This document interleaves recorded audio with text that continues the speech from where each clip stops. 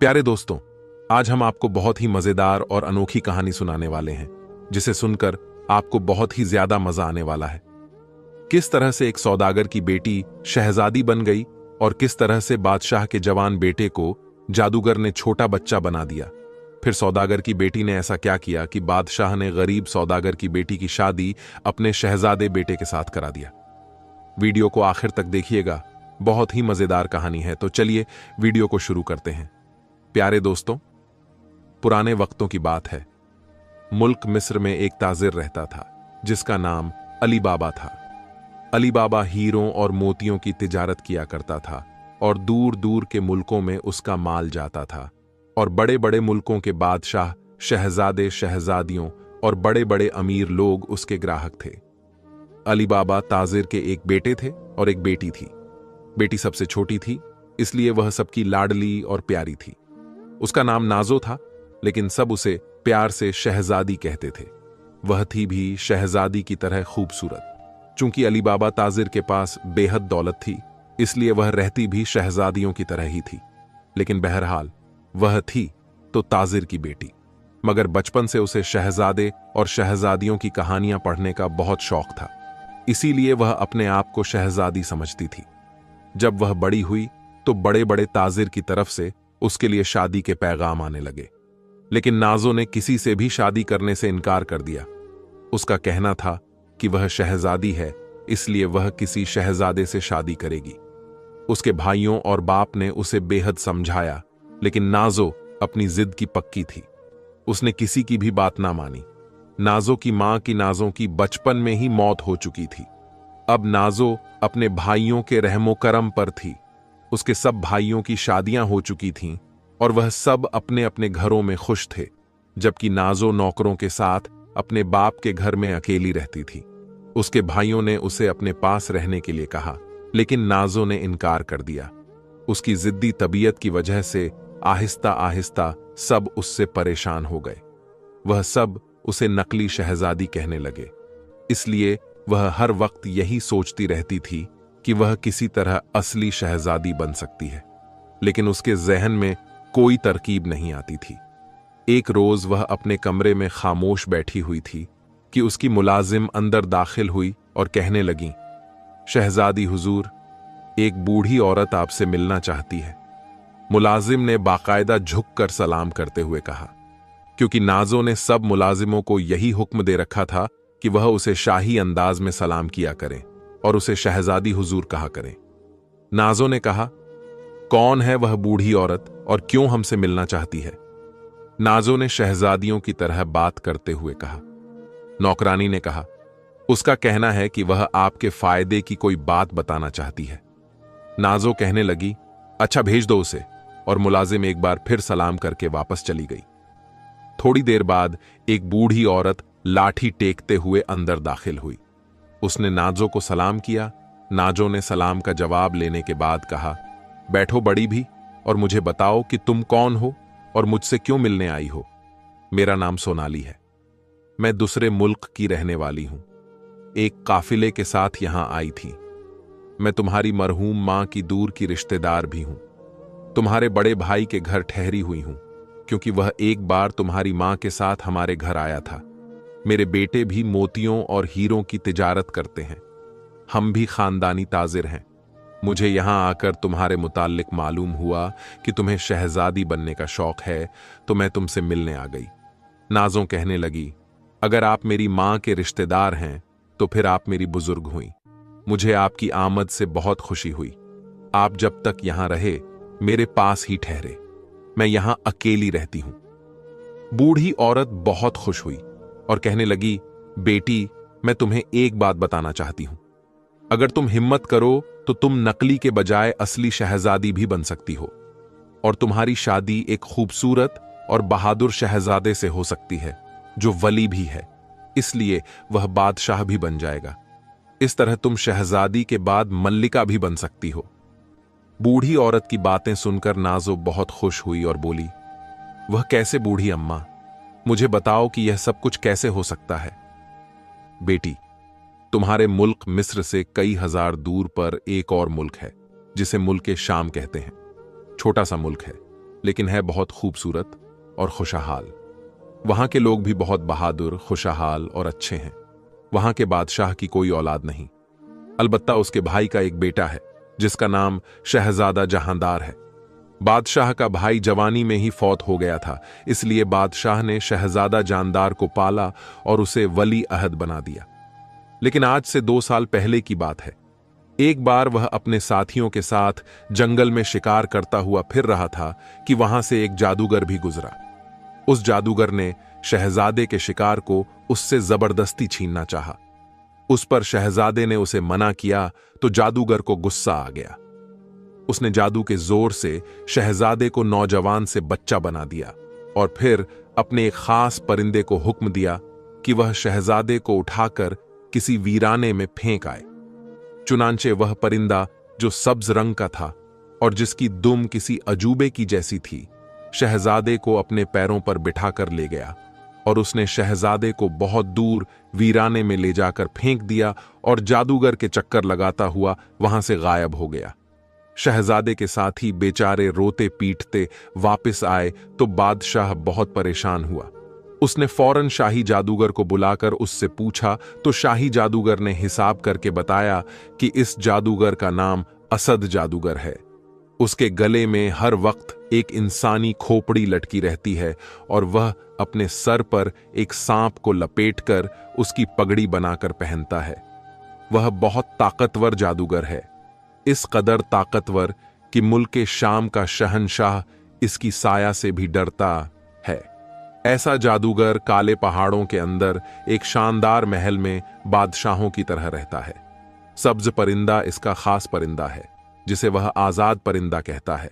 असल में यह परिंदा एक बड़ा ताकतवर राजा है, जिसे असद जादूगर ने परिंदे की शक्ल दे दी है। यह परिंदा फूंक मारकर चट्टानों को अपनी जगह से हिला देता है।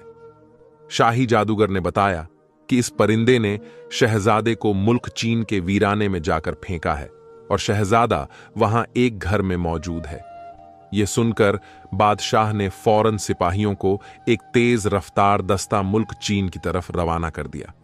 मुल्क चीन से ज्यादा फासले पर नहीं, बस कुछ ही दूरी पर वो जगह मौजूद है। चुनांचे सिपाही मुसलसल सफर करते हुए आखिरकार यह 3 रोज बाद इन वीरानों में पहुंच गया, जहां शहजादा जानदार एक घर में छुपा हुआ था। शहजादे ने जब अपने साथियों को पहचान लिया तो वह उनके साथ अपने मुल्क में वापस आ गया। फिर बादशाह ने इस जादूगर के खात्मे और शहजादे के ठीक होने के लिए शाही जादूगर को दोबारा हिसाब करने के लिए कहा, तो शाही जादूगर ने हिसाब लगाकर बताया कि इस अंधे जादूगर और इसके अंधे परिंदे का खात्मा कोई औरत कर सकती है, मर्द नहीं कर सकता।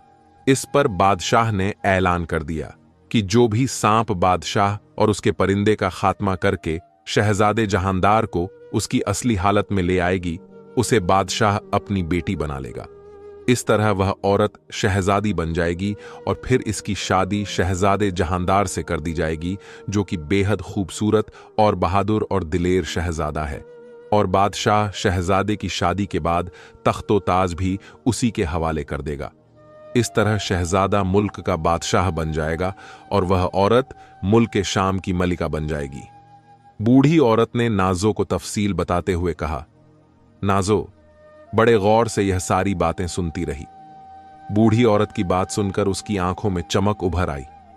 लेकिन बूढ़ी अम्मा, मैं इस असली जादूगर और इस हसद परिंदे का मुकाबला कैसे कर सकती हूं? मैं तो जादू भी नहीं जानती। बेटी, अगर तुम यह काम करना चाहती हो तो फिर तुम पहले मुल्क शाम जाकर बादशाह और शहजादे से मिलो। उन्हें बताओ कि तुम यह काम करने के लिए तैयार हो। उसके बाद तुम लोग साथ रहने वाले एक बूढ़े आदमी जिसका नाम सेल्जुक है, उसे तलाश करो। यह बूढ़ा किसी जमाने में बहुत बड़ा जादूगर रह चुका है। फिर इसने जादू करना छोड़ दिया और मुल्क शाम में आकर गुमनामी की जिंदगी बसर करने लगा। सिवाय मेरे और कोई नहीं जानता कि वह बहुत बड़ा जादूगर है, लेकिन मैं यह नहीं जानती कि वह कहां रहता है। मगर तुम कोशिश करो तो उसे तलाश कर सकती हो। जब वह मिल जाए तो उसे मेरी यह अंगूठी दे देना और उससे कहना कि वह तुम्हारी मदद करे। मुझे यकीन है कि वह मेरी अंगूठी की वजह से तुम्हारी मदद करने पर तैयार हो जाएगा। अगर वह तुम्हारी मदद के लिए तैयार हो गया तो फिर तुम यकीनन इस मुहिम में कामयाब हो जाओगी, बूढ़ी औरत ने कहा, और उसके साथ उसने अपनी उंगली में पहनी हुई एक कीमती अंगूठी उतारकर नाजो को दे दी। नाजो ने बूढ़ी का शुक्रिया अदा किया। फिर जब वह बूढ़ी औरत वापस चली गई तो नाजो ने उसी वक्त मुल्क शाम जाने की तैयारी शुरू कर दी। इत्तेफाक से एक बड़ा काफिला इन दोनों मुल्क शाम जाने वाला था। चुनांचे नाजो इस काफिले के साथ शामिल हो गई और फिर 1 माह तक सफर करने बाद वह मुल्क शाम पहुंच गई। काफिला एक सराय में रुक गया। नाजो भी उसी सराय में रुक गई, क्योंकि मुसलसल सफर करके वह बहुत थक चुकी थी। दूसरे रोज सुबह उठकर उसने गर्म पानी से गुस्ल किया और अपना बेहतरीन लिबास पहनकर उसने शाही तलवार अपने कमर से बांधी और घोड़े पर सवार होकर वह शाही महल की तरफ रवाना हो गई। शाही दरबार ने पूछा, आपने किससे मिलना है? नाजो कहने लगी, मैं बादशाह सलामत से मुलाकात करना चाहती हूं, क्योंकि मैं शहजादा जहांदार की मदद करने आई हूं। नाजो ने जब ये बात कही तो दरबान ने फौरन उसे बादशाह के कमरे में पहुंचा दिया। बादशाह उससे मिलकर बहुत खुश हुआ। नाजो ने उसे अपने मुताल्लिक सब कुछ बता दिया तो बादशाह ने उसे इजाजत दे दी कि वह शहजादे जहांदार की मदद कर सकती है। फिर शहजादा जहांदार को भी बुलाया गया और नाजो यह देखकर हैरान रह गई। वह बिल्कुल 4-5 साल का बच्चा था, लेकिन इसका लिबास शाही था। उसके चेहरे पर भी बेपनाह वकार था। शहजादा जहांदार ने अपनी तोतली जुबान में उसका शुक्रिया अदा किया। फिर नाजो बादशाह और शहजादे से इजाजत लेकर शाही महल से वापस सराय में आ गई और उसने बूढ़े संजोग यानी वो जादूगर जिससे नाजो को जादू सीखनी थी, उसी बूढ़ा जादूगर के बारे में लोगों से पूछना शुरू कर दिया। लेकिन वहां कोई भी बूढ़े संजोग को नहीं जानता था। नाजो ने हिम्मत नहीं हारी और मुसलसल सारे शहर में उसे तलाश करती रही और फिर एक रोज वह अपने मकसद में कामयाब हो गई, जब एक बच्चे ने उसे बताया कि बूढ़ा संजोग कहां रहता है। नाजो उसके मकान पर पहुंच गई। जब वह मकान में दाखिल हुई तो उसने देखा एक बूढ़ा आदमी धूप में बैठा हुआ था। नाजो ने आगे बढ़कर उसे अदब से सलाम किया। बूढ़ा संजोग बोला, बेटी, कौन हो तुम और कहां से आई हो? नाजो बोली, आपका नाम संजोग है। बूढ़ा जादूगर बोला, हां, मेरा नाम संजोग है। बूढ़े संजोग ने हैरत भरे लहजे में कहा, मगर तुम कौन हो और कहां से आई हो? नाजो कहने लगी, यह अंगूठी देखिए। नाजो ने जेब से बूढ़ी की अंगूठी निकालकर बूढ़े संजोग की तरफ बढ़ाते हुए कहा और संजोग अंगूठी देखकर हैरान हो गया। यह तो मेरी बहन सोनाली की अंगूठी है। नाजो ने कहा, आपने इस अंगूठी को दुरुस्त पहचाना और आपकी बहन ने यह मुझे दी है और मुझे आपके पास भेजा है। नाजो ने मुस्कुराते हुए बूढ़े से कहा, वह मेरी वालिदा के रिश्तेदार हैं। बूढ़ा संजोग जादूगर ने कहा, अच्छा, अगर तुम्हें सोनाली ने भेजा है तो फिर तो तुम मेरी भी मेहमान हो। मगर बेटी, तुमने अपने मुताल्लिक कुछ नहीं बताया। तो नाजो ने उसे सारी तफसील बता दी और साथ ही उसने शहजादा जहांदार और उस अंधे जादूगर और उसके परिंदे के बारे में सारी तफसील बता दी। ये सारी बातें सुनकर जादूगर संजोग ने मुस्कुराते हुए कहा, अच्छा, मैं समझ गया। तो तुम चाहती हो कि असली शहजादी बन जाओ और फिर शहजादे जहांदार से शादी कर लो? ठीक है बेटी, मैं तुम्हारी मदद जरूर करूंगा। लेकिन बेटी, इस काम में तुम्हें कुछ हिम्मत करना होगी, क्योंकि यह इंतहाई मुश्किल और कठिन काम है। बूढ़े जादूगर ने कहा, मुझे बताइए बाबा कि मुझे करना क्या है। मुझे यकीन है कि मैं आपकी बताई हुई बातों पर पूरा उतरूंगी। संजोग जादूगर ने कुछ सोचते हुए कहा, सुनो बेटी, असद जादूगर इंतहाई ताकतवर और सिफत जादूगर है। ये तो उसने शहजादा जहांदार के साथ नरमी बरती है कि उसे सिर्फ बच्चा बना दिया, वरना वह चाहता तो उसे हलाक भी कर सकता था। इस ताकतवर जादूगर का महल मुल्के शाम की शुमार मशरिक में काले पहाड़ के अंदर है। इस असद जादूगर की जान एक ऐसे सांप में मौजूद है जो जमीन की तह में रहता है। जहां तक इंसान कोई सांप या कोई कीड़ा मकोड़ा भी नहीं पहुंच सकता, और इसके अलावा इसके अगल बगल में जादू के 4 हिसार भी कायम किए गए हैं, इसलिए कोई जादूगर भी वहां तक नहीं पहुंच सकता। ये बातें सुनकर नाजो ने मायूसी वाले अंदाज में पूछा, तो फिर इसका खात्मा किस तरह होगा? संजोग, जादूगर ने कहा, बेटी मायूस होने की जरूरत नहीं। एक बात ध्यान से सुनो, ये जादूगर खूबसूरत लड़कियों को बहुत पसंद करता है। तुम जवान भी हो और खूबसूरत भी हो। मैं तुम्हें उसके महल के करीब पहुंचा देता हूं। तुम उसके पास जाने की तैयारी करो। वह तुम्हें शादी का पैगाम देगा, मगर तुम उससे शादी करने की हामी इस शर्त पर भर लेना कि वह तुम्हें इस गुलाब का बड़ा कांटा ला दे जो काले समंदर के बीच में खिला हुआ है। वह फौरन तैयार हो जाएगा। जब वह गुलाब का कांटा ला दे जो खुद भी स्याह रंग का होगा, तो कांटा लेने के बाद तुम उससे कहना कि तुम जादुई परिंदे पर बैठकर दुनिया का चक्कर लगाना चाहती हो। वह मजबूरन इसकी इजाजत भी दे देगा। जैसे ही तुम इस परिंदे पर बैठो, तुम उसके सिर पर मौजूद कलंगी के अंदर स्याह कांटा चुभो देना। जैसे ही कांटा उस परिंदे की कलंगी में चुभाया जाएगा, आजाद परिंदा जादूगर के बजाय तुम्हारा गुलाम हो जाएगा। तुम उसे हुक्म देना कि वह तुम्हें नीले पहाड़ों के पीछे रहने वाले नीले जिन्न के पास ले जाए। मैं तुम्हें एक अंगूठी दूंगा। तुम यह अंगूठी इस नीले जिन्न को दे देना। नीला जिन्न तुम्हारी मदद करेगा और आइंदा जो कुछ भी तुमने करना हो वह तुम्हें नीला जिन्न ही बताएगा। बूढ़े जादूगर संजोग ने नाजो को सारी तफसील बता दी। नाजो ने कहा, ठीक है बाबा, मैं तैयार हूं। तो संजोग ने अपनी उंगली से एक अंगूठी उतारी और उसे नाजो की तरफ बढ़ा दिया। नाजो ने अंगूठी लेकर अपनी उंगली में पहन ली। जादूगर संजोग ने नाजों से चौंकते हुए कहा, एक बात और भी बता दूं कि मेरी अंगूठी की मौजूदगी में ऐसा जादूगर जादू की मदद से यह नहीं जान पाएगा कि तुम किस मकसद के लिए काम कर रही हो, इसलिए फिक्र करने की कोई जरूरत नहीं। ये बात सुनकर नाजो बहुत ही खुश हो गई और जादूगर संजोग से कहने लगी, बहुत शुक्रिया बाबा, मुझे बस यही चीज का खतरा था कि कहीं वह जादूगर जादू की मदद से मेरे मुताल्लिक यह न मालूम कर ले कि मैं किस मकसद के लिए आई हूं। अब मैं पूरी तरह मुतमईन हूं। जादूगर संजोग ने कहा, अच्छा बेटी, अपनी आंखें बंद करो और जब तक मैं ना कहूं तुमने अपनी आंखें नहीं खोली। संजोग ने कहा तो नाजो ने अपनी आंखें बंद कर ली। दूसरे लम्हे उसे यूं महसूस हुआ जैसे वह तेजी से हवा में उड़ती जा रही हो। इसे अपना जिस्म हल्का फुल्का मालूम होने लगा। न जाने कितनी देर से यही कैफियत महसूस करती रही। अचानक उसके पैरों तले जमीन का एहसास होने लगा। संजोग बाबा की आवाज सुनाई दी तो नाजो ने अपनी आंखें खोल दी। आंखें खोल दो बेटी और पूरी होशियारी से काम करो। दूसरे लम्हे वह यह देखकर हैरान रह गई कि वह स्याह रंग के पहाड़ों के सामने खड़ी है और दूर एक शानदार महल भी नजर आ रहा था। अभी नाजो इधर उधर देख रही थी कि अचानक उसने आसमान पर से साईं की आवाज सुनी। उसने ऊपर देखा तो एक बहुत बड़ा परिंदा तेजी से नीचे आता दिखाई दिया। इसने जल्दी से अपने कमर से बंधी हुई तलवार निकाल ली। परिंदा काफी नीचे आ गया और नाजो यह देखकर हैरान रह गई। ये वही ऐसा परिंदा था और इसने अपने पंजों में शहजादा जानदार को भी पकड़ा हुआ था। उसकी दुम मसाले की तरह हवा में लहरा रही थी और उसके पैर बहुत बड़े बड़े थे। इतने में नाजो की कानों ने आवाज गूंजने लगी कि यह तुम्हें धोखा दिया जा रहा है नाजो बेटी। यह परिंदा असली नहीं और इसके पंजों में शहजादा जानदार नहीं बल्कि जादू का पुतला है।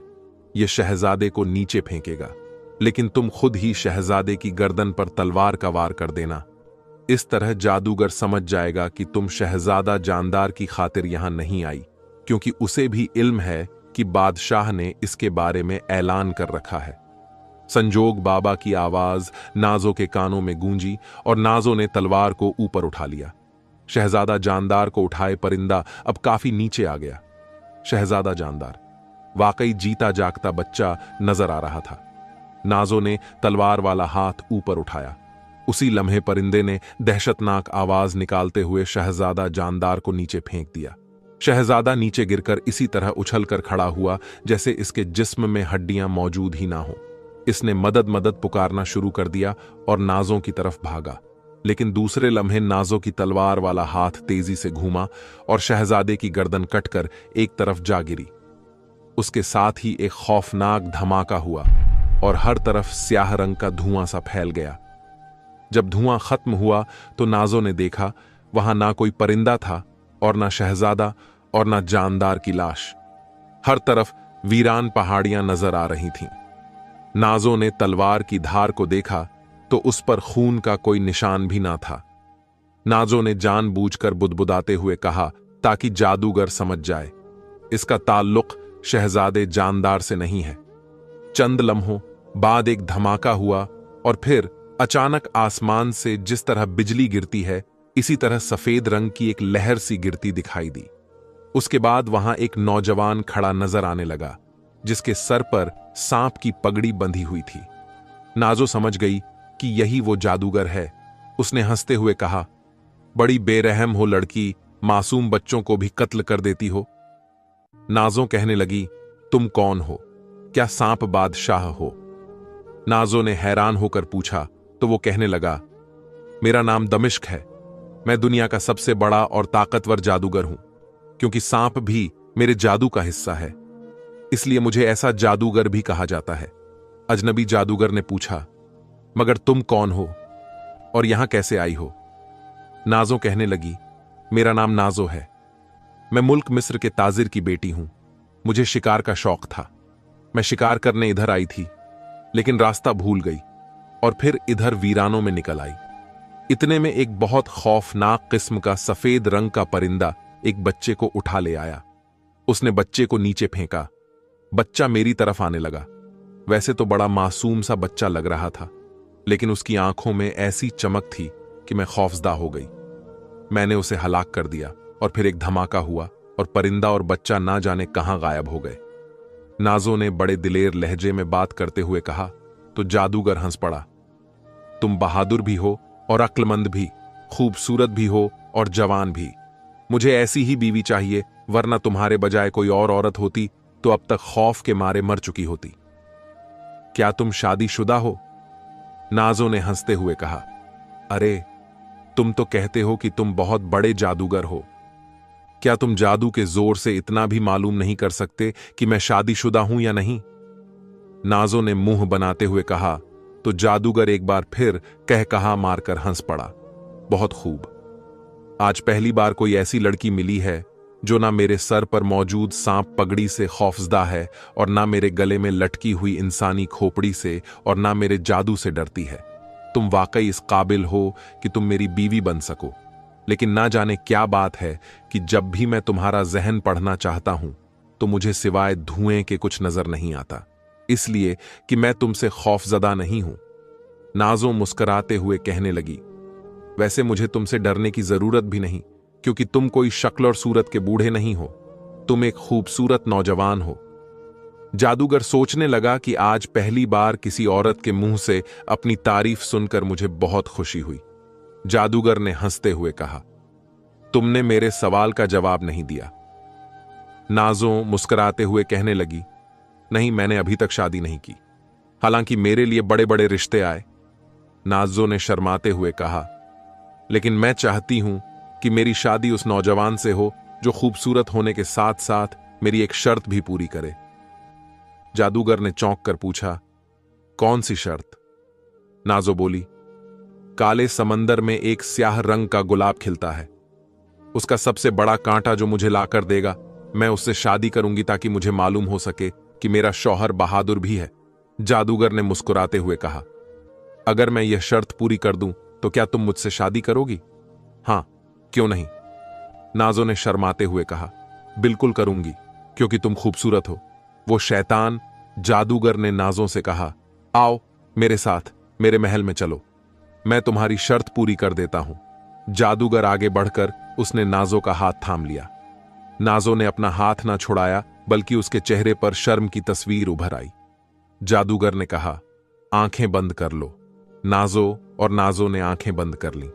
फिर थोड़ी देर के बाद जादूगर ने कहा, अब आंखें खोल दो। फौरन ही जादूगर की आवाज सुनाई दी तो नाजो ने आंखें खोल दी और वह यह देखकर हैरान रह गई कि वह एक आलीशान, खूबसूरत और हीरे मोतियों से भरे महल के अंदर मौजूद थी। जादूगर ने मुस्कुराते हुए नाजो से कहा, यह मेरा महल है, तुम मेरी मल्लिका बनकर इस महल पर राज करोगी। उसके बाद जादूगर ने नाजो को अपना पूरा महल दिखाया।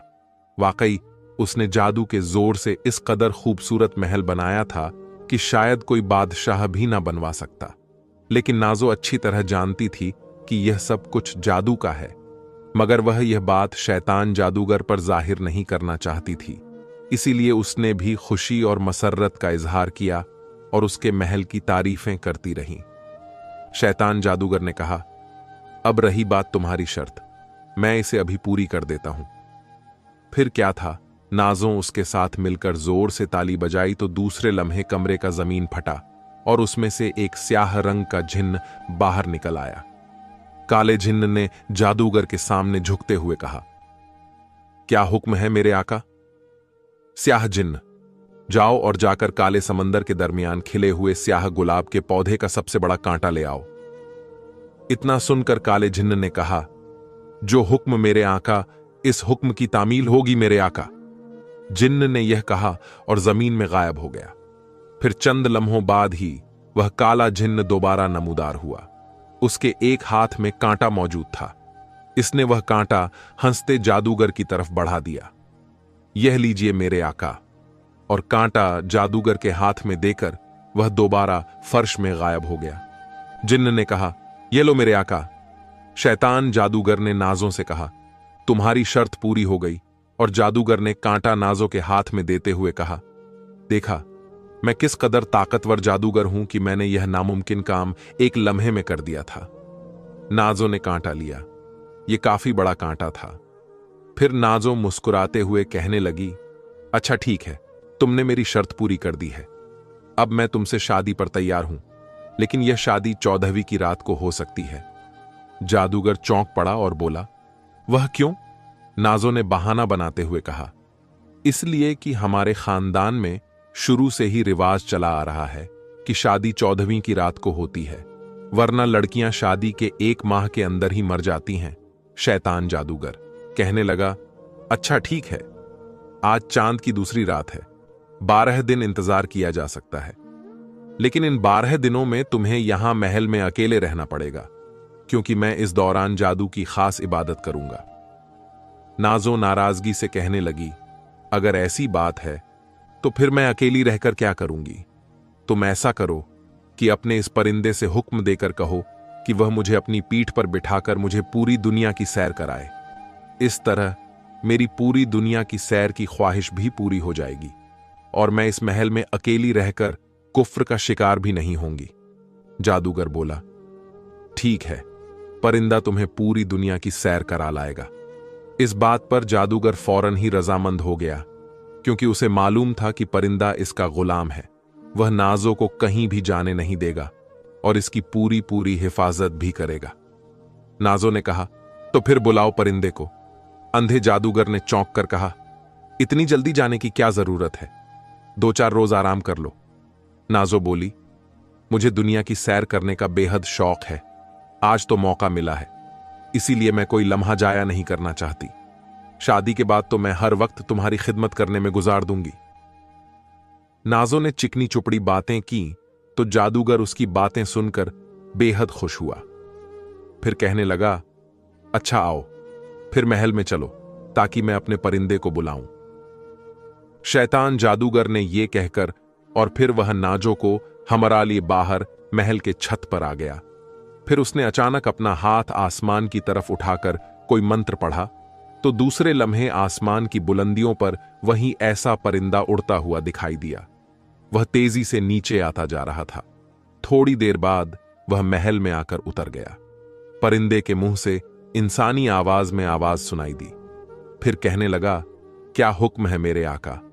शैतान जादूगर कहने लगा, यह नाजो है, मेरी होने वाली बीवी, इसे अपनी पीठ पर बिठाकर पूरी दुनिया की सैर कराओ और तुमने इसकी पूरी तरह हिफाजत भी करनी है। वो परिंदा कहने लगा, आप फिक्र ना करें आका, आपके हुक्म की तामील होगी। परिंदे ने जवाब दिया और फिर नाजो को जादूगर ने खुद ही परिंदे की पीठ पर बिठा दिया और उससे कहा, वह परिंदे की गर्दन को दोनों हाथों से पकड़ ले। नाजो ने मुस्कुराते हुए कहा, तुम फिक्र ना करो, यह परिंदा मुझे गिरने नहीं देगा। और फिर परिंदा हवा में उड़ा और बुलंदी की तरफ उड़ता चला गया। उसने अपनी रफ्तार कम कर रखी थी ताकि नाजो गिर ना जाए। नाजो ने कांटा अपने लिबास की जेब में छुपा रखा था। जब वह परिंदा काफी दूर निकल आया तो नाजो ने परिंदे से मुखातिब होकर कहा, ए परिंदे, क्या तुम मेरा हुक्म मानोगे? परिंदे ने जवाब दिया, बिल्कुल नहीं, मैं सिर्फ अपने आका का हुक्म मानता हूं। तो नाजो ने जेब से कांटा निकाला और दूसरे लम्हे में नाजो ने वो कांटा उस परिंदे की गले में चुभा दिया। परिंदे ने जोर से चीख मारी और उसके जिस्म ने झटका खाया, लेकिन वह जल्द ही संभल गया। नाजो कहने लगी, ए परिंदे, अब बताओ तुम मेरा हुक्म मानोगे?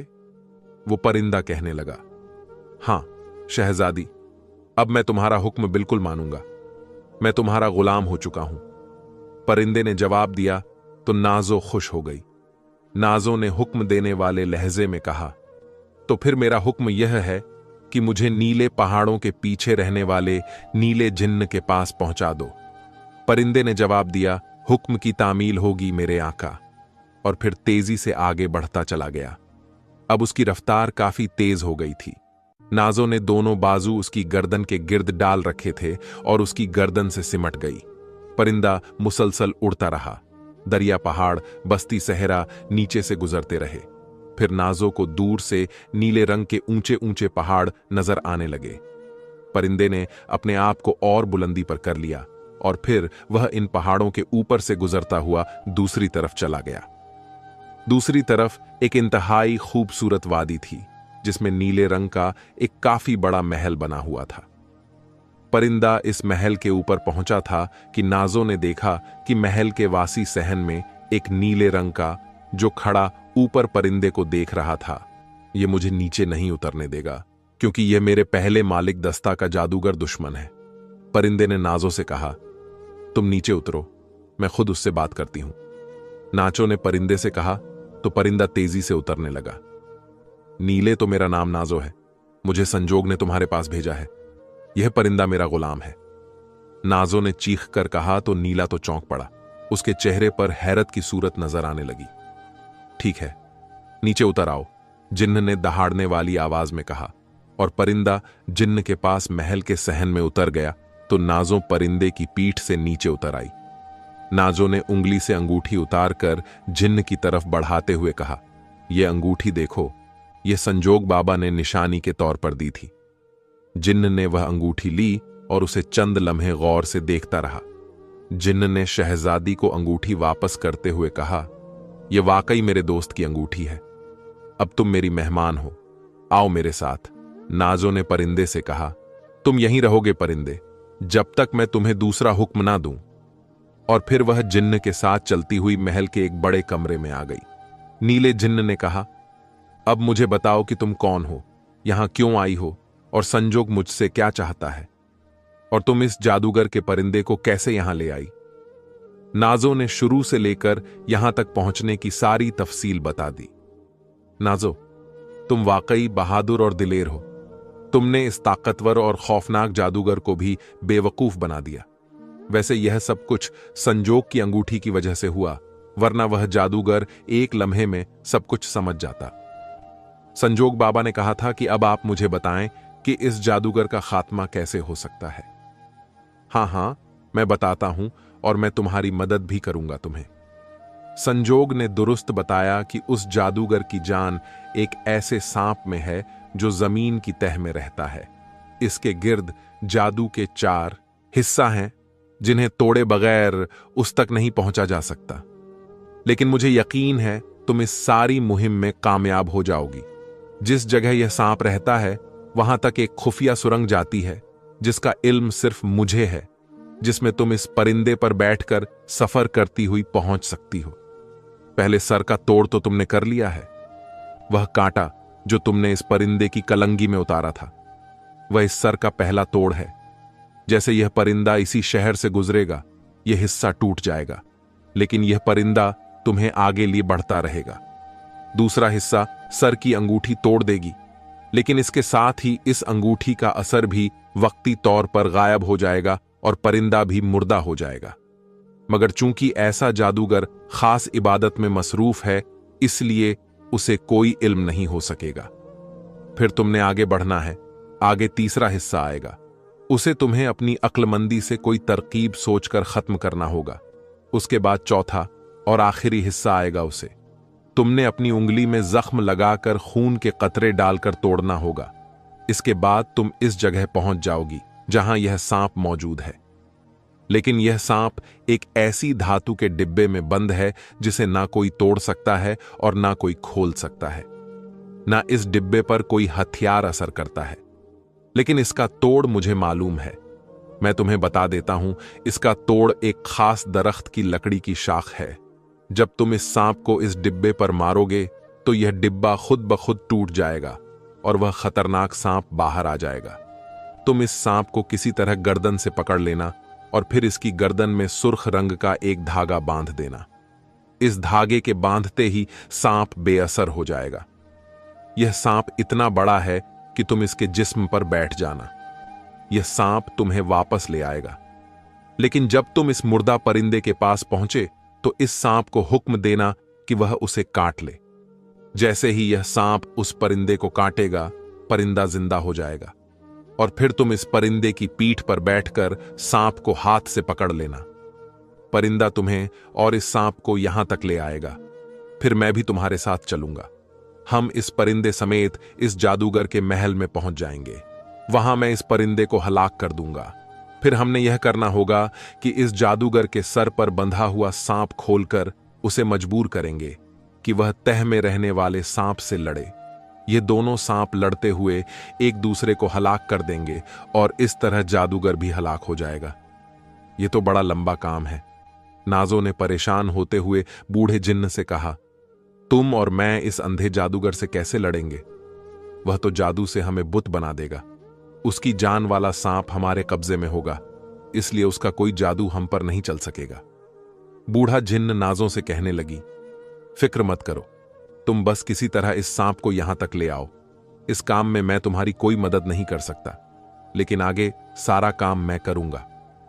तुम तमाशा देखना, नाजो ने कहा। चलो ठीक है, मैं तैयार हूं। तो नीला जिन्न उठा और कमरे से बाहर निकल गया। थोड़ी देर बाद वह वापस आया तो उसके हाथ में एक लकड़ी थी और उसके साथ सुर्ख रंग का एक धागा भी बंधा हुआ था। यह लकड़ी तुमने इस डिब्बे पर मारनी है। यह धागा उस सांप की गर्दन से बांधना है, नाजो ने जिन्न से पूछा। और वह सुरंग कहां है? नीला जिन्न कहने लगा, मेरे साथ आओ, मैं इस परिंदे को बता देता हूं। तुम उसे हुक्म देना, वह तुम्हें वहां ले जाएगा। नीले जिन्न ने कहा और फिर वह नाजो को साथ लिए महल के शहर में पहुंच गया जहां परिंदा बैठा हुआ था। नीले जिन्न ने परिंदे को सुरंग के दहाने की तफसील बताना शुरू की।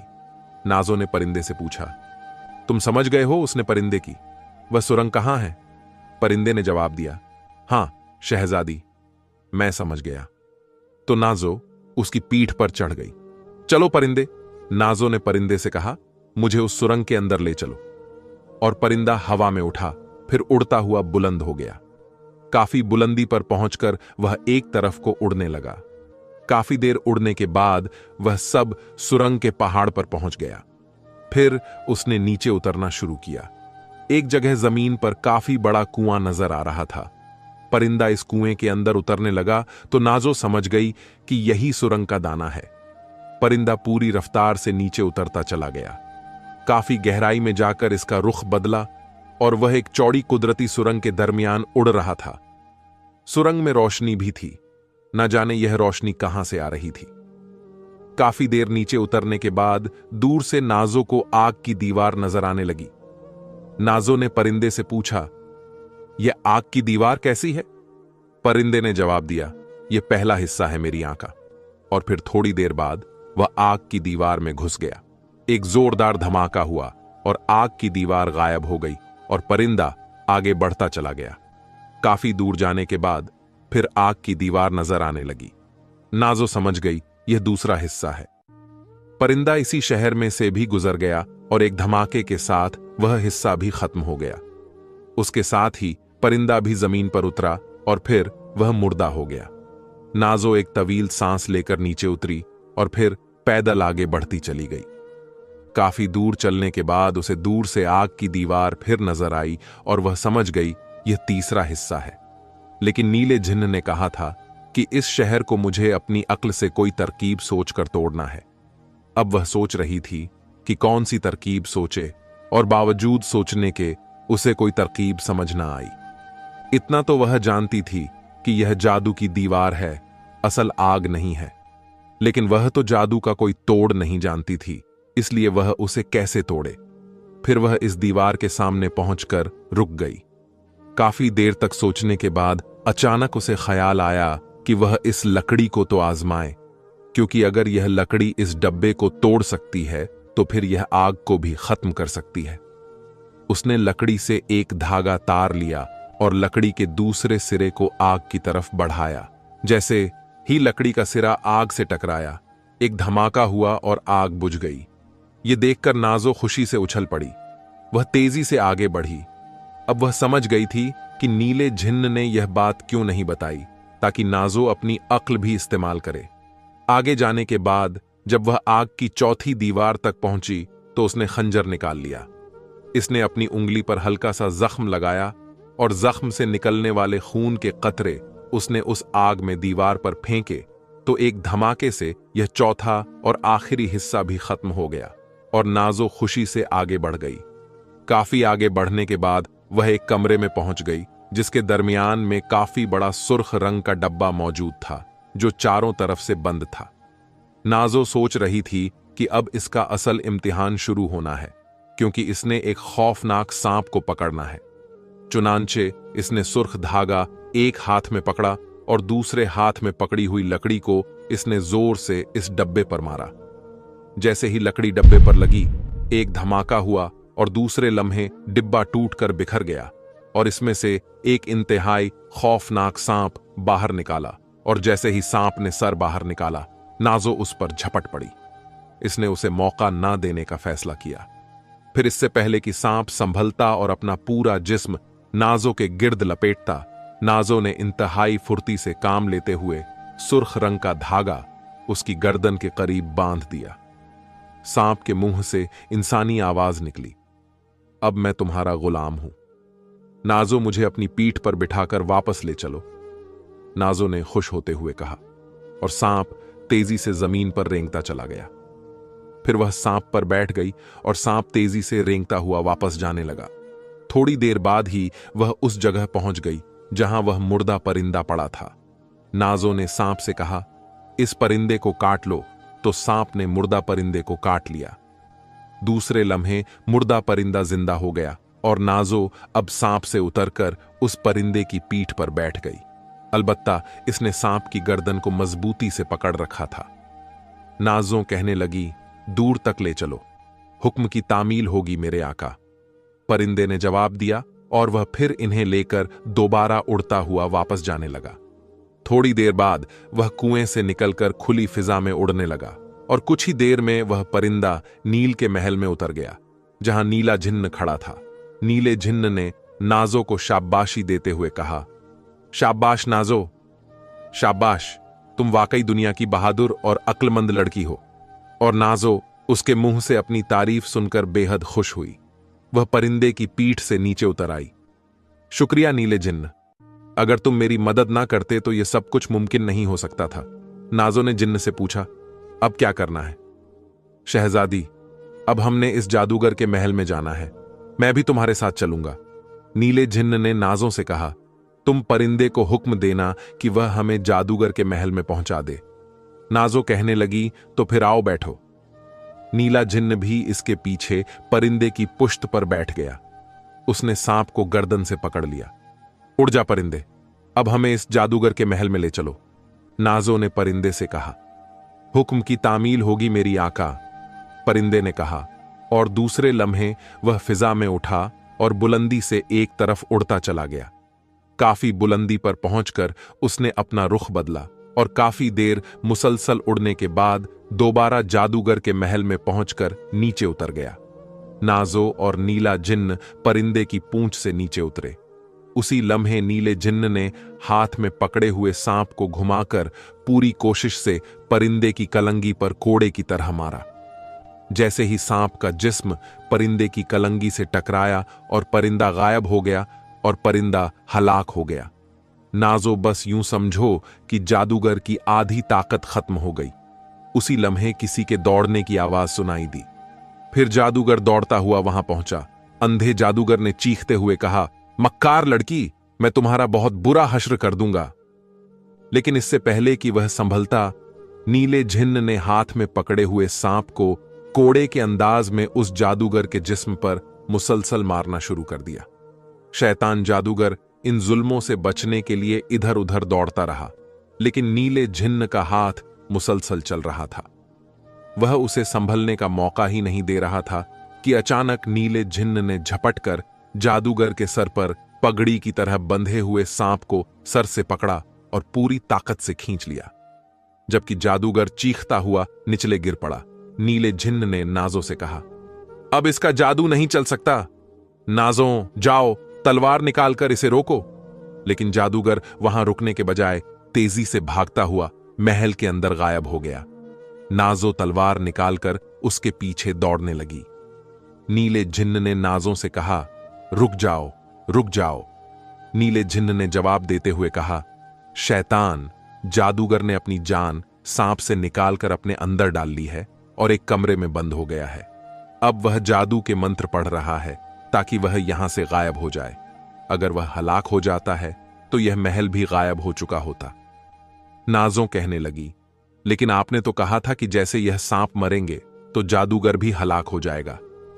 नाजों ने बड़े मायूस लहजे में पूछा। जिन्न ने कहा, मेरा ख्याल था कि ऐसा जादूगर मुकाबला करने की कोशिश करेगा, लेकिन उसने मुकाबला करने के बजाय भागने में ही समझी, और जाहिर है इन हालात में अपनी जान तो सांप में नहीं छोड़ सकता था वह। लेकिन मायूस होने की जरूरत नहीं। शहजादी, अब वह हमसे छुपकर कहां जा सकेगा? उसका पगड़ी वाला सांप और उसका आधा परिंदा हलाक हो चुका है। हमने उसे उसके महल में शिकस्त खाकर भागने पर मजबूर कर दिया। हालांकि दुनिया का सबसे बड़ा ताकतवर जादूगर है वह। नीले झिन्न ने नाजुक को तसल्ली देते हुए कहा, लेकिन अब वह जादू करके कहीं हमें नुकसान न पहुंचा दे। नहीं शहजादी, अब इसका जादू हम पर नहीं चल सकता। अगर उसका जादू चल सकता तो वह यहां आने से पहले ही हमें जादू के जोर पर हलाक कर चुका होता। तुम्हारे पास जो अंगूठी है और मेरे पास बुजुर्ग की दी हुई अंगूठी। अब आओ, अब इसे बाहर निकालें और उसका खात्मा करें। यह कहकर नीला जिन्न नाजों को साथ लेकर महल में घुस गया और फिर उसने हर बंद दरवाजा खोलना शुरू कर दिया।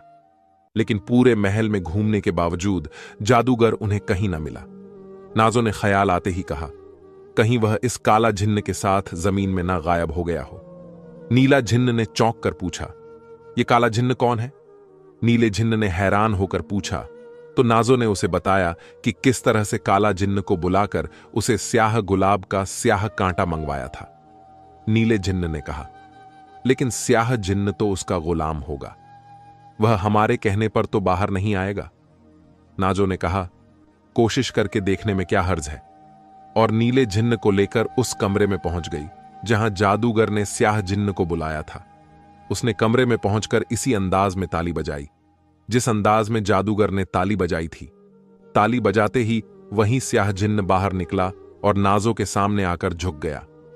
नाजों ने हुक्म देने वाले अंदाज में पूछा, जादूगर कहां है? वो काला जिन्न कहने लगा, मेरा आका एक सबसे बड़े महल में पहुंच गया है ताकि वहां 40 साल तक इबादत करके एक बार फिर अपनी खत्मशुदा ताकतें दोबारा हासिल करें। नाजों ने काले जिन्न से पूछा, उसे यहां किस तरह लाया जा सकता है? स्याह जिन्न ने जवाब दिया, मेरी आका, अब यह मुमकिन नहीं। नाजो बोली, कोई तरकीब बताओ। जिन्न कहने लगा, एक तरकीब है। नाजो ने बेचैन लहजे में पूछा, कौन सी तरकीब? लेकिन वह है बहुत मुश्किल, जल्दी बताओ। अगर तुम मेरी आंखा बन जाओ तो सिर्फ मुझ में यह ताकत है, मैं अपने आंखा या जादूगर को जबरदस्ती वहां से ला सकता हूं और दुनिया की कोई ताकत उसे यहां नहीं ला सकती। मैं तुम्हारी आंखा किस तरह बन सकती हूं? अगर तुम खंजर से अपनी गर्दन पर जख्म लगाओ या मुझे इजाजत दो कि मैं जख्म लगाऊं, फिर मुझे अपनी गर्दन से थोड़ा सा खून पीने दो, मैं तुम्हारा गुलाम बन जाऊंगा। ठीक है, मैं तैयार हूं, नाजो ने कहा और खंजर निकाल लिया। नीला जिन्न बोला, रुक जाओ, और दूसरे लम्हे उसने झपट कर स्याह जिन्न को गर्दन से पकड़ा और ऊपर उठाकर उसका चेहरा दीवार से रगड़ना शुरू कर दिया। नाजो ने हैरान होकर पूछा, ये क्या कर रहे हो? रुक जाओ। नीले झिन्न ने कहा, यह मक्कार जादूगर खुद है, अभी यह सामने आ जाएगा। और उसी लम्हे वाकई इसके हाथ में लटके हुए स्याह जिन्न का जिस्म बड़ा होने लग गया, और चंद लम्हों बाद स्याह जिन्न की बजाय खुद जादूगर उसके हाथ में लटका हुआ था। नाजो ने नीले जिन्न से कहा, उसके सीने में खंजर मार दो, जल्दी करो। और उसके साथ ही उसने जादूगर के सीना नाजो की तरफ कर दिया।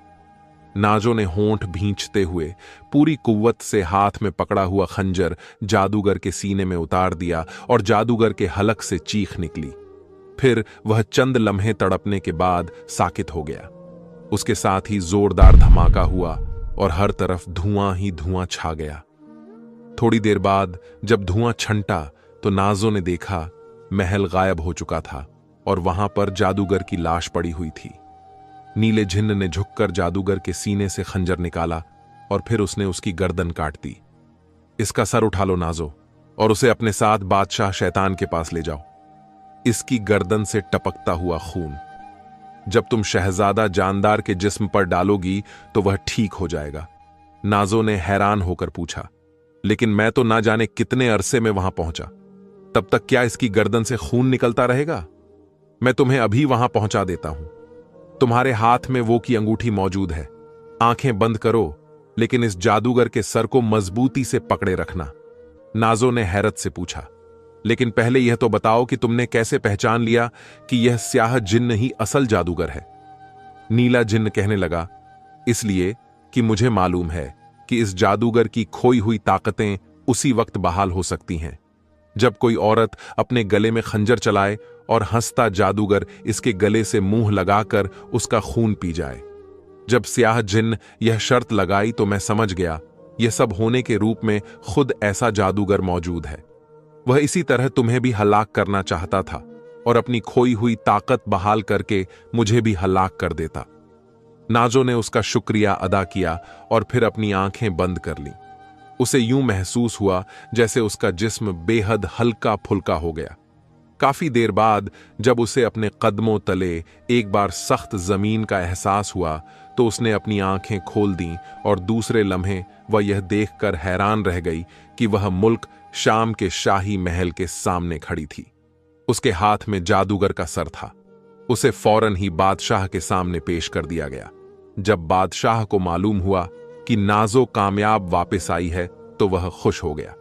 उसने शहजादा जहांदार को बुलाया जो अभी तक बच्चे के रूप में था। नाजो ने हाथ में पकड़े हुए जादूगर के कटे हुए सर से टपकता हुआ खून जैसे ही शहजादा जहांदार के सर पर डाला, वह फौरन ही अपने असल रूप में वापस आ गया। बादशाह शहजादे जानदार को असली हालत में देखकर बहुत खुश हुआ और उसने फौरन ही दरबार में आमंत्रित करके वहां पूरे दरबार के सामने नाजो को अपनी बेटी बना लिया और उसके सर पर शहजादियों वाला ताज भी रख दिया। इस तरह नाजो की हसरत पूरी हो गई और वह असल में शहजादी बन गई। फिर उसकी शादी शहजादे जहांदार से कर दी गई। इस तरह इसकी हसरत भी पूरी हो गई कि उसकी शादी किसी शहजादे से हो। कई रोज तक जश्न मनाया जाता रहा। शहजादा जहांदार भी खुश था कि उसकी शादी एक बहादुर, अक्लमंद और दिलेर लड़की से हो गई।